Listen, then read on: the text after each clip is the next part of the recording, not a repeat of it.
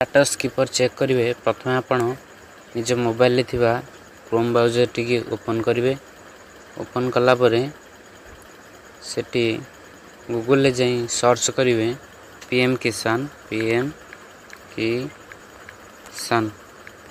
Search कलापर आपण प्रथम जो वेबसाइट आसीबो पीएम किसान ऑफिशियल वेबसाइट तारी ऊपर क्लिक करेंगे। क्लिक कलापर आपण सामने ऑफिशियल वेबसाइट टी ओपन हो जिवो। आपण को देखिए ये विभिन्न प्रकार रही। आपण जदि आपण स्टेटस देखिया पे चाहते लिखाई आपण को स्थिति जानतु तारी ऊपर क्लिक करेंगे।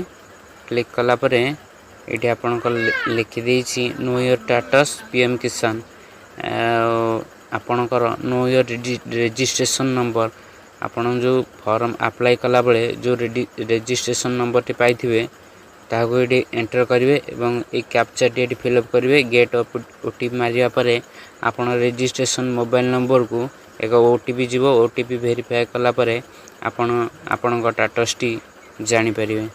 आशा करछि वीडियो टी भल लागिथिबो।